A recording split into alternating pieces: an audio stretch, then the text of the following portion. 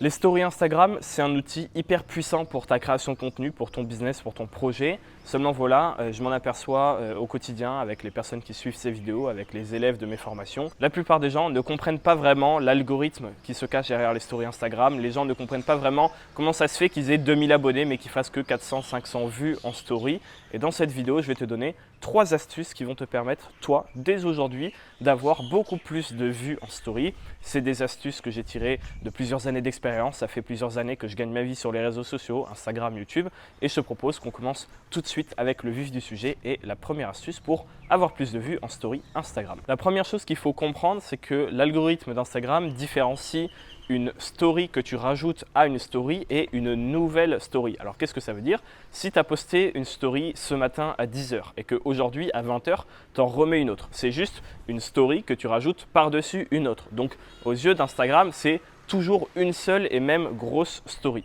A l'inverse, ce qu'il faudrait faire, c'est attendre que ta story soit en ligne depuis 24 heures, donc attendre que tu n'en aies plus, ou pourquoi pas la supprimer, dans certains cas ça peut être utile aussi, et remettre une story à un moment où tu n'en avais plus. Comme ça, aux yeux d'Instagram, ça déclenche un truc, c'est une nouvelle story qui vient d'apparaître, et il va la remettre un petit peu sur le devant de la pile, et quand tes abonnés vont ouvrir leur application, tu seras parmi les premières stories affichées. Tu peux faire le test chez toi, je t'invite toujours à tester ce que je te dis, parce que je donne des conseils qui marchent pour la plupart des gens, mais parfois dans certains scénarios, ça peut ne pas marcher. Le mieux, c'est toujours de tester par toi-même. Donc, ce que je t'invite à faire, c'est d'attendre que tu n'aies plus aucune story et ne serait-ce que 10 minutes après le moment où tu n'as plus de story qui sont publiées, qui sont en ligne, parce que ça fait 24 heures que tu l'as mise et qu'elle a disparu, là, tu peux en remettre une nouvelle. Et je t'assure qu'à chaque fois que tu vas faire ça, si tu as l'habitude jusqu'à présent de mettre des stories un petit peu tout le temps et au final, tu as en permanence une story qui est mise en ligne, parce que tu n'attends jamais vraiment 24 heures après la dernière, tu vas voir que rien que ça déjà, ça va faire une différence et ça va te permettre tout de suite de faire un petit peu plus de vues en story sur Instagram. La deuxième chose qu'il faut comprendre, c'est que Instagram analyse plein de choses sur les stories. On peut même maintenant, depuis quelques jours, je crois, mettre des likes aux stories. J'ai pas trop compris pourquoi. Ils sont en train de tester des choses. Ils mesurent également le nombre de personnes qui réagissent, le nombre de personnes qui vont répondre en message privé à toi quand tu mets une story, qui vont les partager, etc., etc. Mais une des stats les plus importantes, et comme toujours avec les réseaux sociaux, que ce soit Instagram, que ce soit YouTube, que ce soit TikTok, ils veulent faire en sorte que les gens restent longtemps sur la plateforme. Et du coup, ils vont mesurer plusieurs choses, le pourcentage de rétention de ta story et le temps de rétention. Le pourcentage, c'est quoi? C'est le pourcentage moyen de ta story qui est regardé. Si les gens regardent en moyenne 90% de la vidéo que tu as mis en story, le pourcentage de rétention, c'est 90%. Et le temps, c'est le temps en secondes que les gens vont passer devant ta story. Donc si ta vidéo fait 10 secondes et que la rétention est de 90%, sans être un grand mathématicien, tu comprends que ça fait 9 secondes. Donc le but, ça va être quoi? Ça va être d'essayer de monter, de booster ces deux stats-là. Essayer de faire en sorte que la plus grande partie de ta story possible soit visionnée et essayer de faire en sorte que les gens restent longtemps sur ta story. Concrètement, tu as deux options. Faire en sorte que les gens posent le doigt sur l'écran pour mettre en pause ta story ou faire en sorte que les gens fassent retour et revisionnent ta story Instagram. Donc là, c'est là qu'il faut se creuser un petit peu les méninges. C'est là qu'il faut trouver un moyen pour faire en sorte que les gens aient envie de la revoir. Une des méthodes très simples pour faire ça, c'est de mettre le plus important de ta story à la fin.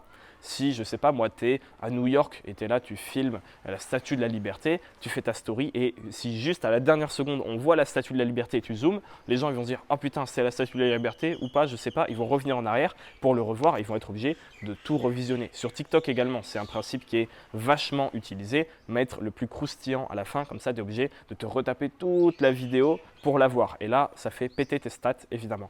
Une autre astuce, ça peut être simplement d'avoir du texte qui est écrit et de l'écrire pourquoi pas en petit. C'est-à-dire que les gens n'ont pas tout à fait le temps de lire tout ce qu'il y a écrit dans le texte et donc ils sont obligés soit de mettre en pause, soit de faire retour pour terminer de lire le texte. Donc ça, c'est deux des moyens de le faire. Il y a plein d'autres méthodes que je peux t'enseigner dans mes cours que tu as par exemple dans la description, des cours en ligne dans lesquels je te donne des méthodes très concrètes, des dizaines différentes pour augmenter notamment tes rétentions story, mais grosso modo pour faire bien plus que ça, c'est plus de 15 heures de cours. Et moi, ce que je t'invite à faire, c'est surtout à comprendre pourquoi est-ce qu'il faut faire ça. C'est que j'aime bien sur cette chaîne, pas juste te dire fais ça, fais ça, fais ça, mais t'aider à comprendre concrètement pourquoi tu dois le faire. Et selon ta thématique, il y a forcément pour toi des moyens d'attirer l'attention et de garder l'attention un maximum pourcentage de rétention, temps de rétention, c'est vraiment les deux stats que tu dois essayer de travailler. Si les gens mettent en pause, si les gens reviennent en arrière, il n'y a pas de secret, ta story, elle fera des vues. La troisième chose que je voulais te dire, et encore une fois, c'est quelque chose qui concerne énormément de monde,